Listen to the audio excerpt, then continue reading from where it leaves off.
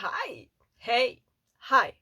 It's me, your void, and it is once again the time of year where it is illegal to be heteronormative.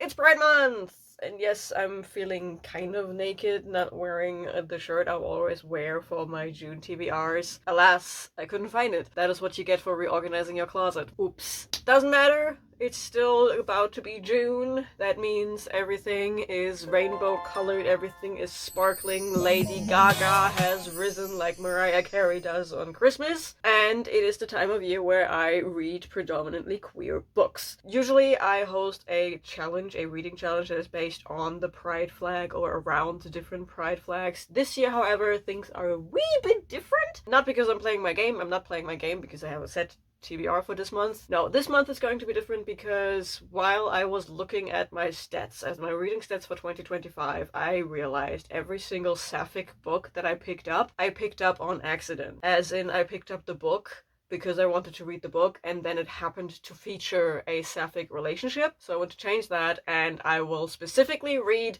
Sapphic books for this year's Pride Month. So this is what we're talking about in one part of this video. There will be another part to this video because I'm also going to have a queer themed edition of my series Slayer series. I should have thought about that when I named this thing, in which I want to continue and or finish series that have queer storylines or queer main characters. So I will talk you through my TBR for June in general, but I will also talk you through my TBR for the series Slayer episodes. So I guess look forward to that episode.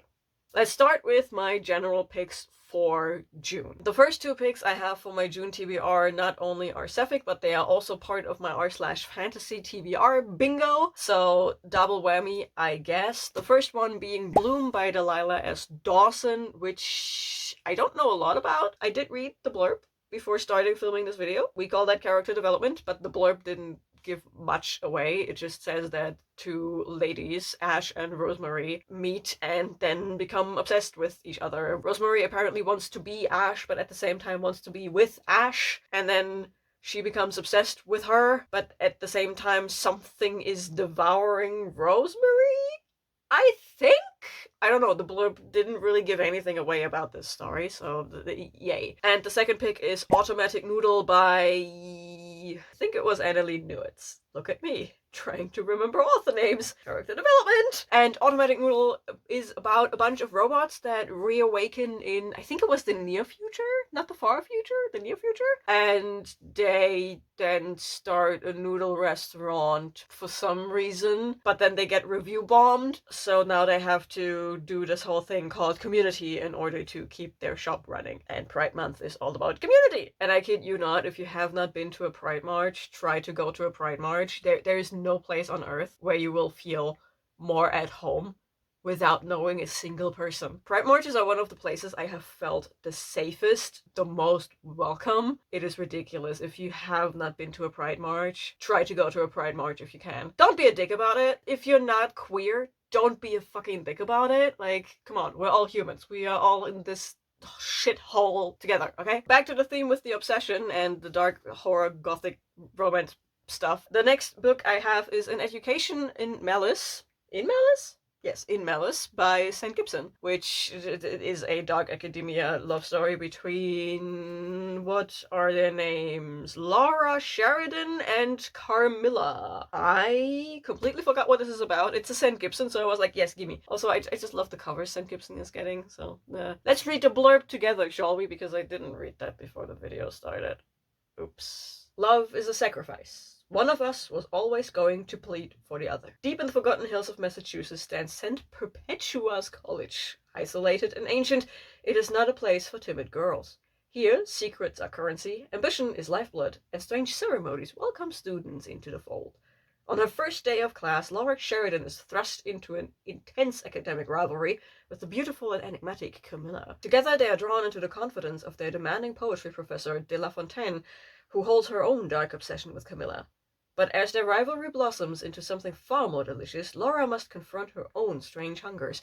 Tangled in a sinister game of politics, bloodthirsty professors, and dark magic, Laura and Carmilla must decide how much they are willing to sacrifice in their ruthless pursuit of knowledge. Hot. So, yeah, that is all I know about this. I fell in love with St. Gibson's writing when I read A Dowry of Blood. I have not read anything else by St. Gibson, but I do own this and Evocation. But since I am focusing on Sapphic relationships in this Pride Month, An Education in Malice comes before Evocation. The next book I have for you and for myself is The Book Eaters by Sunyi Dean, which apparently also features a Sapphic relationship. I did not know that until I looked up, like I googled a bunch of books where I was like, okay, does this have any relationship in it? If so, what kind of relationship? And Google says that this has a Sapphic relationship in it.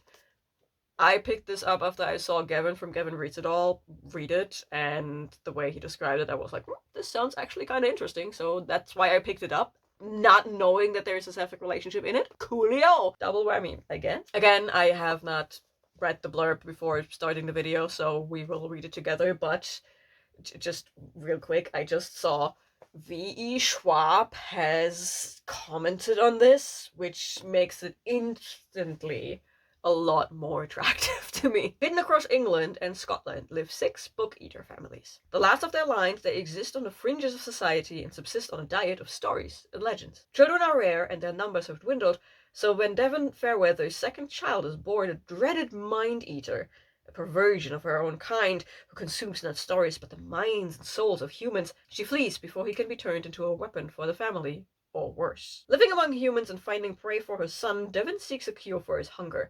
But time is running out, for her family want her back, and with every soul her son consumes, he loses a little bit more of himself. A tale of escape, a mother's savage devotion, and love that will electrify readers looking for something beguiling, thrilling, strange, and new. No idea why I went all drama on the last part. But yeah, I have no idea where the Sapphic relationship comes in, but apparently there's a Sapphic relationship in here. If not, the internet is to blame. I'm looking forward to reading this still, because I am a sucker for stories about stories, and mind-eating and book-eating, story-eating. That sounds so interesting. And the last book on my general June TBR is The Death of a Bookseller by Slater. You have no idea how hard it is to look at this cover. It burns in my eyes. This is so neon.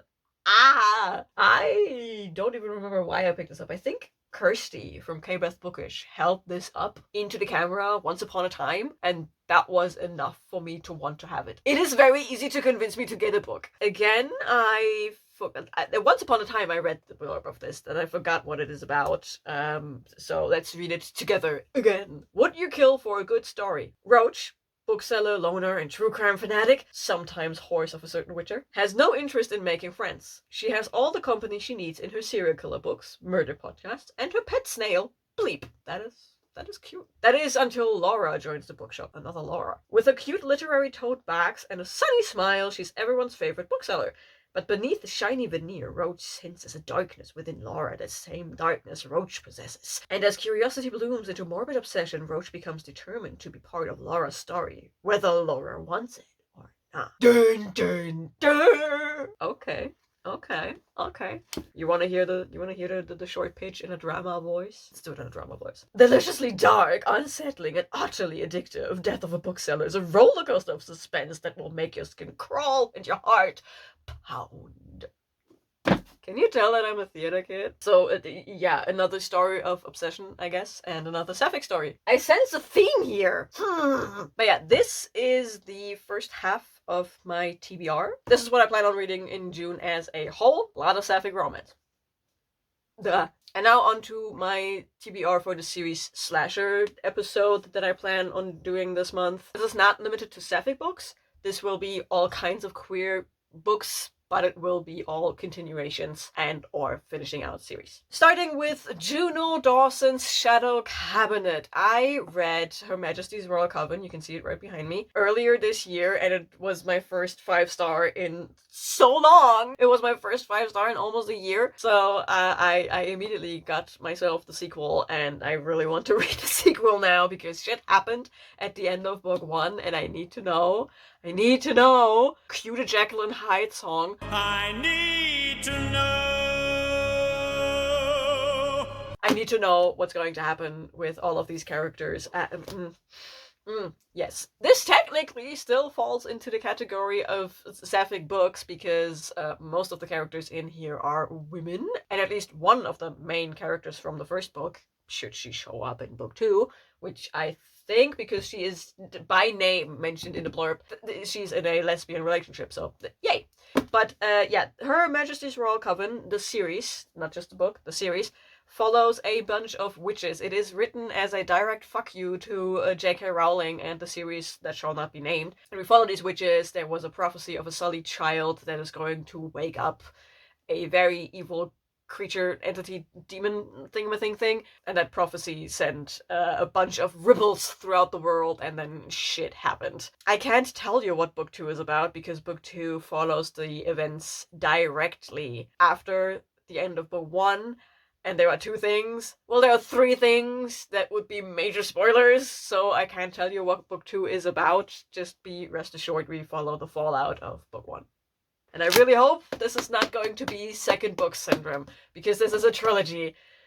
I really hope book 2 is not going to let me down. Then I also want to continue with the Singing Hills cycle by Nevo. In this one, I need to read the 3rd installment, which is Into the Riverlands. I don't know what Into the Riverlands specifically is about, but the Singing Hills cycle, the entire series, is following Nghi, and Nghi is like a chronicler, monk, cleric, priest situation, and all they have to do is travel throughout the land and record what they see, what they feel, what they hear, the stories people tell them. In the first book, for example, they went to a place that was usually locked away from public view, but now it was unlocked, so they wanted to go there and record everything they can find, and they met a person that told them what was happening at that building in the past, which was a very significant thing. In the second novella, Nghi gets stuck on a mountain and talks to a bunch of tigers, and they have to tell the tigers a good story, so they tell the tigers a story about one of the most famous tigers they know, and the tigers are like,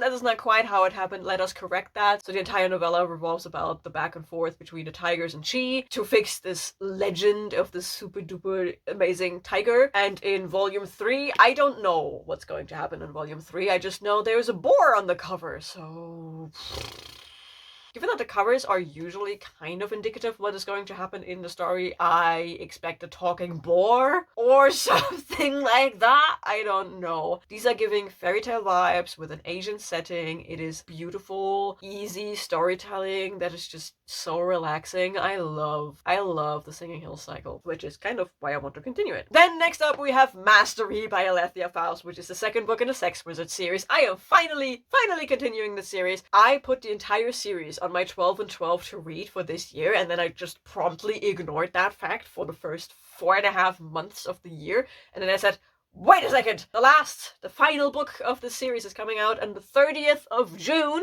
Shout out to that. And I wanted to read the entire series, so I put Initiation on my May TBR, and yeah, now I'm continuing the series with Mastery. In the Sex Wizard series, we follow Domini, and Domini once upon a time shagged a lady so good she told him that he has magic talent and wrote him a letter to go to magic school. Once he's there, he figures out casting magic is a bit more, let's call it, involved than he thought, because in the Sex Wizards series, you have to use kinks to cast your spells. It is a kink-based magic system, which I think has to be the best tagline ever. Read the Sex Wizard series. It has a kink-based magic system. But yeah, in book 1, he is being shown how one does the whole thing, and he acts as a conduit, meaning someone else is casting a spell, but since you need at least 2 people to tango, he is on the receiving end of all of that, so someone else is casting the spell, meaning someone else is getting the magic out of it. And in book 2, Mastery, he tries his hand at casting himself, so not being the conduit, but the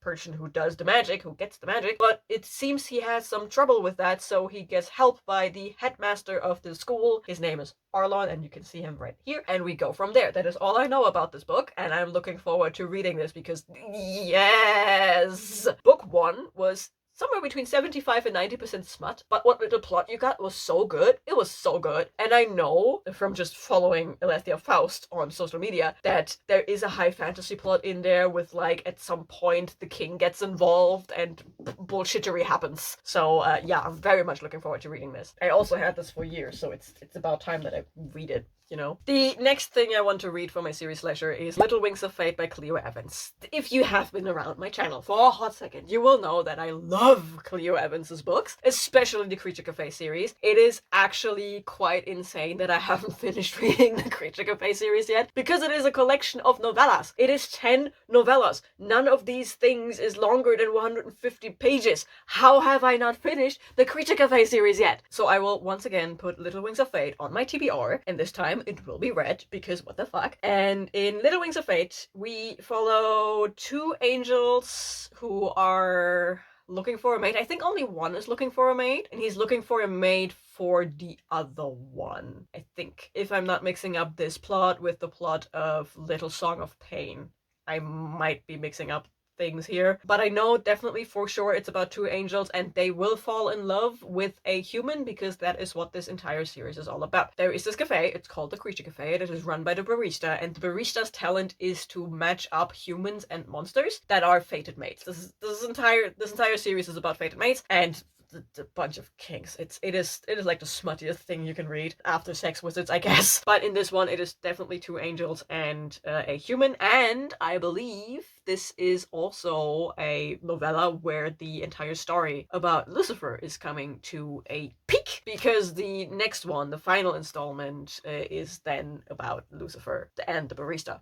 Actually, because they were a thing once upon a time. But yeah, it's two angels and a human and a lot of shagging. This has been on so many TBRs before. I always do this. I put a Clio Evans down and then I never read it, and then I have to put it on like 7 other TBRs before I actually pick it up. Why? I like the series. I like Clio Evans stuff. Why?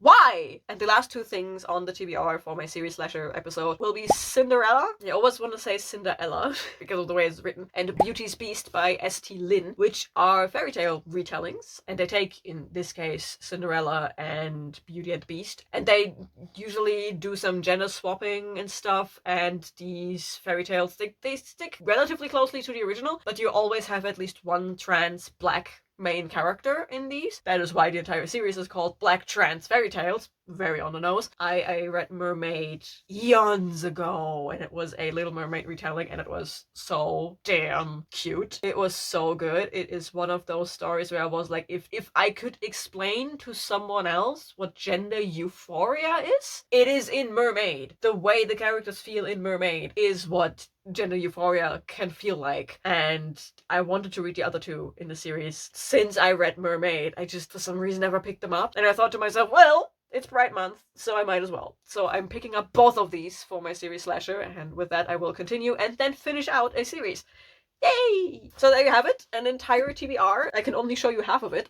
The other half is digital. Let me know in the comments down below if you've read any of these books, if you want to read any of these books, if you have read these books, what did you think of it? If you don't want to talk to me at all, leave any kind of rainbow emoji down in the comments below. Let's spread some love. Also, if you have Sapphic recommendations, leave them down in the comments below. Let's make this a little collection everyone can use. Don't forget to like and subscribe. And yeah, I guess I see you in the next video. Bye!